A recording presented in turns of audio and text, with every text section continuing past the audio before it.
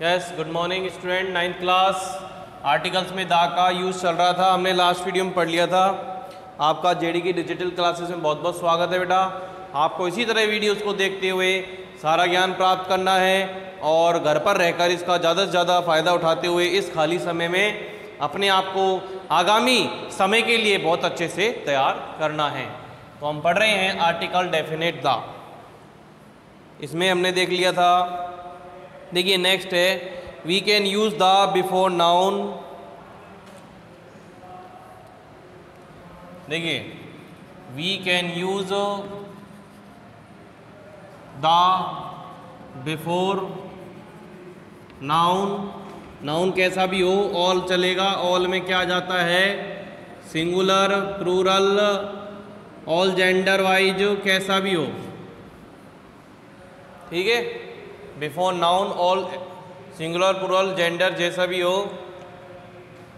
But must be, लेकिन कैसा होना चाहिए, सबसे इंपॉर्टेंट, आइडेंटिफाइड, यानी वो आइडेंटिफाइड होना चाहिए, आपको आपकी नॉलेज में होना चाहिए। आइडेंटिफाइड हो, सर्टेन हो, डेफिनिट हो, ठीक है, पार्टिकुलर हो,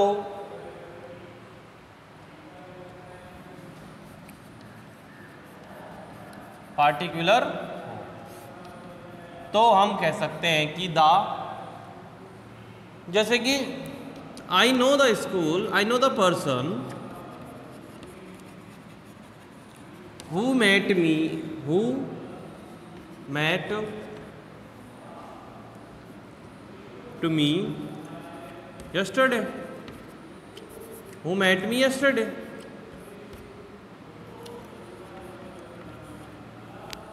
क्यों, I know the person who met me yesterday, यानी आप जानते हो, ठीक है।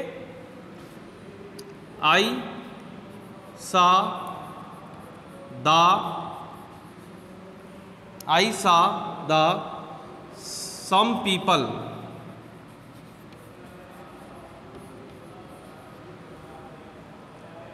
I saw the some people, the some people, I saw some people, I saw the some people, it means मैंने कुछ जाने पहचाने लोगों को देखा, ठीक है। कुछ लोग हैं जो जाने पहचाने, आइडेंटिफाइड हैं, सर्टेन हैं, डेफिनेट हैं, ठीक है। तो उसके लिए हम दा का यूज कर सकते हैं। और देखो वैसे तो पता ही है कि once there was a lion, the lion was sleeping under the tree, under a tree. मैंने एक शेर को देखा और वो शेर पेड़ के नीचे सो रहा था। तो I once there was a lion, I saw once there was a lion and the lion was sleeping under a tree. बस, यानी दूसरी बार उपयोग करते हो, सेकंड टाइम तो द यूज कर लिया करो। और जब सेकंड टाइम ये यूज होगा तो वो आइडेंटिफाइड होगा, सर्टेन होगा, डेफिनिट होगा और पार्टिकुलर होगा।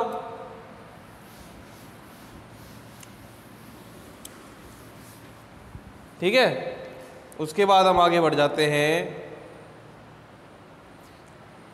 जैसे the car made a loud noise, जैसे पहला एग्जाम्पल क्या है, the car made a loud noise. तो हियर द कार मीन्स, यहाँ पर इस कार का मतलब क्या है, particular car, particular identified car. ये कार आइडेंटिफाइड है, पार्टिकुलर है, इसलिए। दूसरा है he has gone to the post office, he has gone to the post office। The post office means identified by all people, सब लोग जानते हैं उसको, कौन सा पोस्ट ऑफिस है? हाँ, सब जानते हैं ना। यदि राजगढ़ वाले लोग राजगढ़ वाले लोग आपस में बात करेंगे कि भाई तू पोस्ट ऑफिस गया था क्या, हाँ, कि have you visited the post office, तो द इसलिए यूज कर रहे हैं कि it is identified all by all, ये ध्यान रखो आप। फिर है before the noun which is only one, फिर बिफोर द नाउन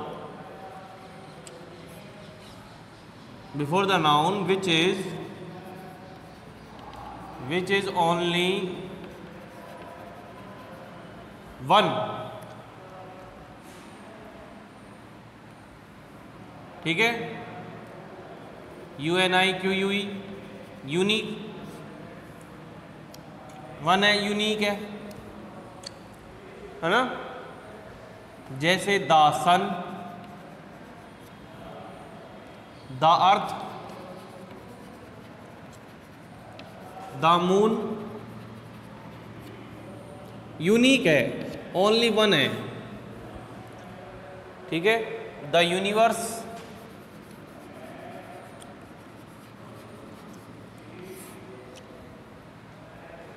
ठीक है, और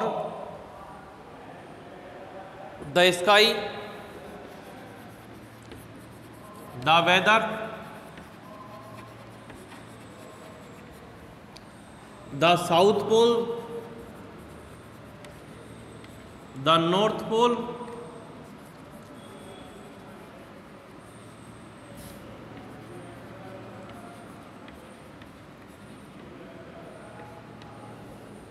ठीक है।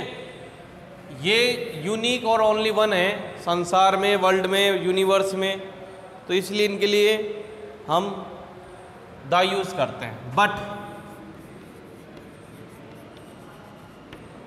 इन लिटरेरी फील्ड, यानी साहित्यिक, यानी साहित्यिक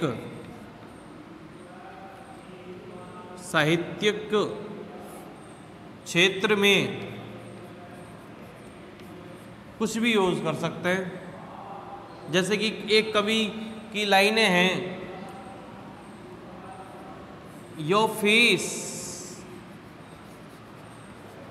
glows like a sun, your face glows like a sun,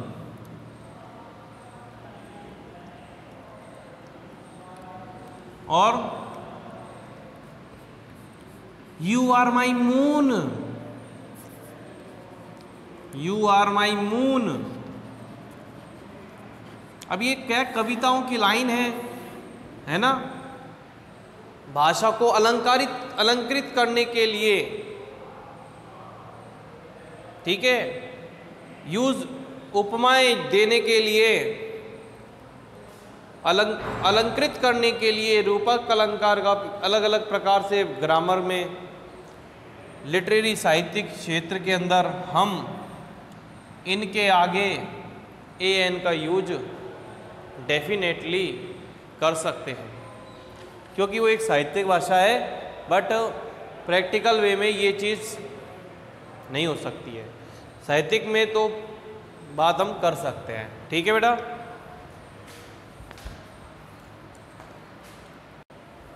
yes, तो दूसरा है कि दा का यूज, यानी दा का यूज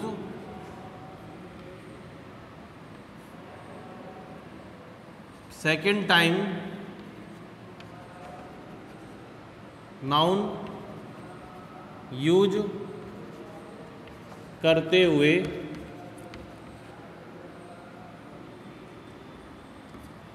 यानी सेकेंड टाइम नाउन यूज करते हुए दा का यूज। ये देखो हम कहाँ पर अपने आंसर्स में,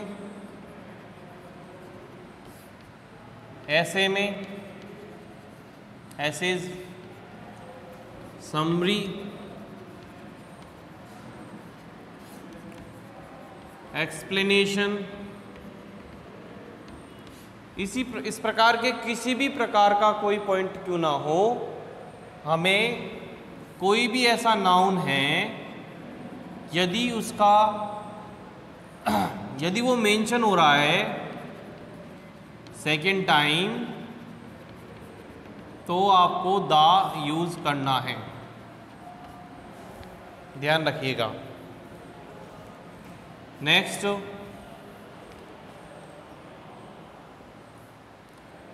इसका एक वो देख लीजिए कि आई सा a snake the snake was black.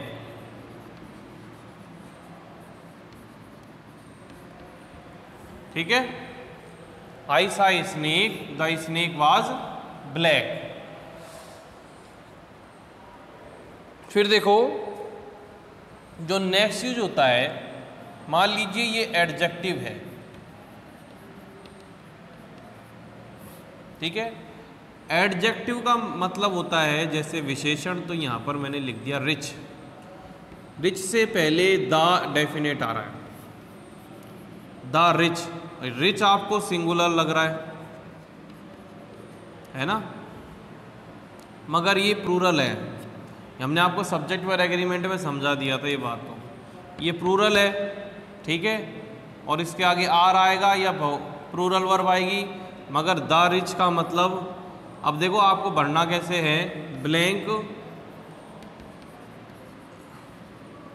Rich are good, a an the article बनना है। तो देखो आपको बता दिया द रिच, यानी ये प्लूरल हो गया। अब इसका मतलब यहाँ पर ऑल रिच पर्सन से, ऑल रिच पर्सन से है, ऑल रिच पर्सन से है, ठीक है। तो द प्लस एडजेक्टिव यदि आता है, द प्लस एडजेक्टिव आता है, तो वो जिस एडजेक्टिव के मतलब ऑल के बारे में, ऑल सभी, ऑल के बारे में बताएगा। यानी एक तो ये एडजेक्टिव से पहले द लगा दिया और वो ये एडजेक्टिव सिंगुलर है, इसका मतलब सिंगुलर नहीं है, द प्लस सिंगुलर एडजेक्टिव के साथ मिलकर वो प्लूरल सब्जेक्ट बना रहा है और वो उसकी ऑल कैटेगरी के बारे में शो कर रहा है, ठीक है। जैसे द डॉग, ये तो हो गया, ठीक है। द ऑनेस्ट, अब द ऑनेस्ट आ गया, यानी सभी ईमानदार आ गए, सभी ईमानदार। पर्सन यूज मत करो, केवल एडजेक्टिव के साथ दिया यूज करो, यानी सारे ईमानदार।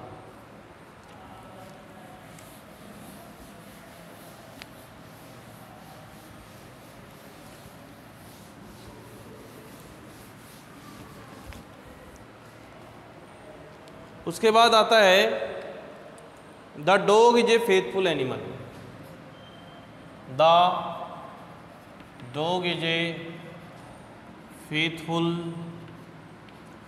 एनिमल। यहां पर दो चीजें हैं आपके सामने, the cat is a careful animal,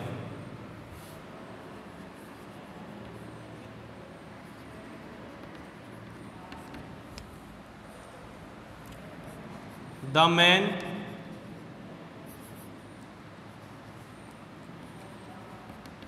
is a clever animal,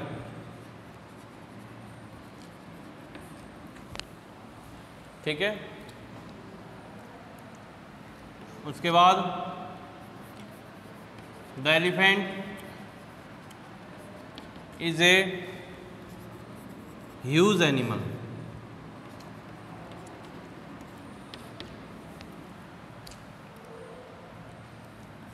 कुत्ता एक वफादार जानवर है, बिल्ली एक चालाक जानवर है, बहुत ही केयरफुल जानवर है, मनुष्य एक चालाक जानवर, मनुष्य चालाक जानवर ही तो है, एलिफेंट एक बड़ा जानवर है। तो यहाँ पर जो दा लग रहा है, इट मीन्स इसका मतलब ऑल डॉग से है, all dogs, all cats, all man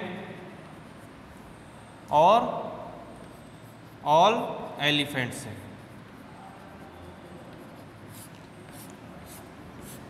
ये ध्यान रखना आप। उसके बाद यहां पर आ जाओ, एक वफादार, एक ध्यानपूर्वक, एक चतुर और एक बहुत बड़ा। तो यहां पर एक मतलब सभी से होना है, ध्यान रखना, एक का मतलब सभी से है।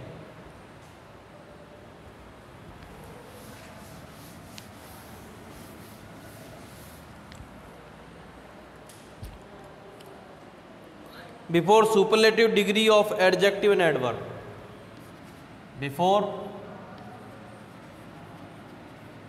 सुपरलेटिव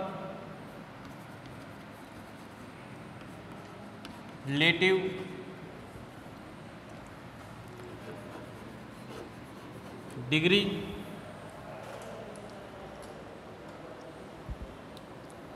बिफोर सुपरलेटिव डिग्री, देखो सुपरलेटिव डिग्री किस तरह से होता है, एडजेक्टिव के साथ, चलो इसको पूरा, before superlative degree of adjective and adverb, of adjective and adverb, फिर यह विशेषण या विशेषण के साथ यूज करना सुपरलेटिव डिग्री से पहले दा का प्रयोग। किस प्रकार से? एडजेक्टिव को देखो, ये किस तरह है, जैसे द ग्रेटेस्ट,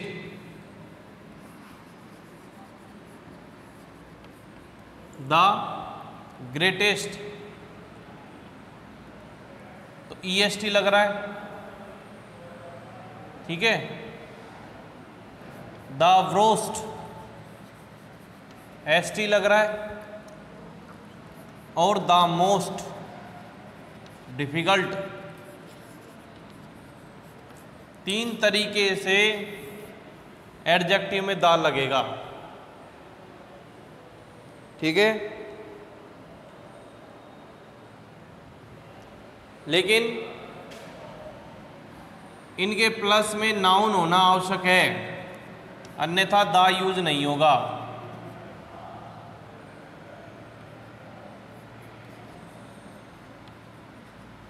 देखो इनके साथ नाउन होना आवश्यक है कि आप किस चीज को सुपरलेटिव कह रहे हैं। यदि नाउन यूज नहीं होगा तो दा भी यूज नहीं होगा, ध्यान रखना।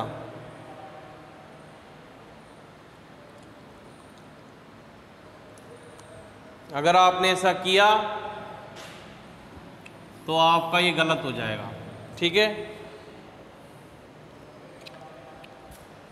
दूसरी चीज है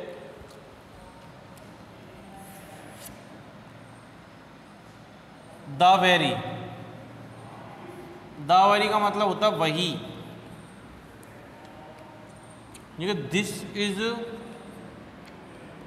इज द वेरी पर्सन, मतलब ये वही पर्सन है। This is the exact,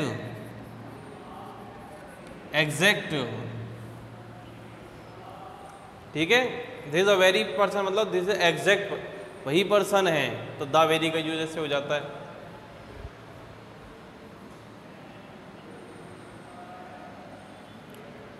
you are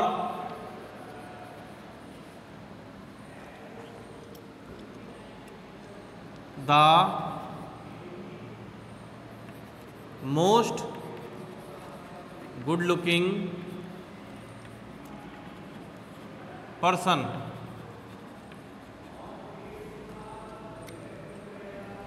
तो आपको इस तरीके से ध्यान रखना है प्रत्येक द का सुपरलेटिव डिग्री एडजेक्टिव एडवर्ब से।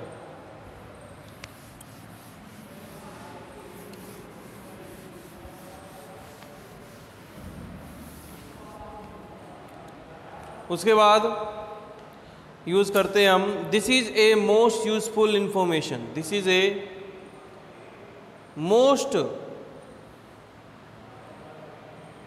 देखो एक ही जो है, this is a most useful information, this is a most useful information. तो यहां पर मोस्ट का मतलब वेरी से है, यानी बहुत, यानी जब इसका मतलब बहुत से होता है तो ए यूज लगाएंगे। आपको कहने का मतलब ये है, जब ए मोस्ट का मीनिंग बहुत से वेरी से निकल रहा हो तब हम इसका यहाँ पर ए आर्टिकल यूज करेंगे। फिर a proper, before a proper noun when it is compared. Next क्या है, बिफोर द प्रॉपर नाउन। हमने प्रॉपर का मना कर रखा था लेकिन आप भी आ जाता है, वही लिटरेरी पर लिटरेरी यूज हो जाता है इनका भी। Before the proper noun when it is compared, when it is compared. कैसे, डायरेक्ट कंपेरिजन है, यहाँ पे ध्यान रखना, डायरेक्ट कंपेरिजन है।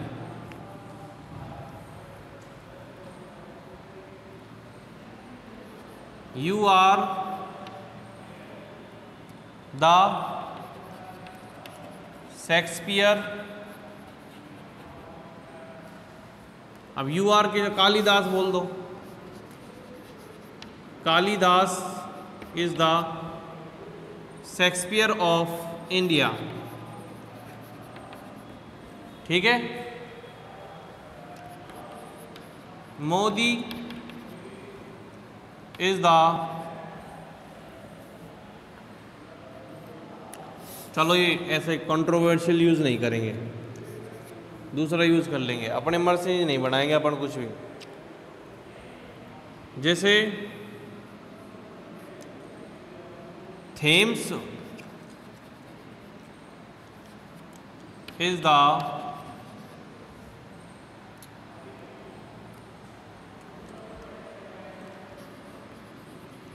गंगा। वैसे तो थेम्स के आगे दा तो लगता ही है कि Thames is the Ganga of London.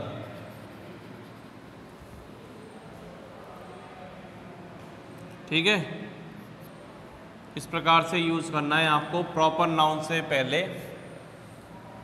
तो द गंगा तो यूज होता ही है, इसमें तो कोई जरूरी नहीं है, लेकिन कोई व्यक्ति का नाम हो, पर्सन का नाम हो, तब भी अपन इस प्रकार से यूज कर सकते हैं। ठीक है भाई।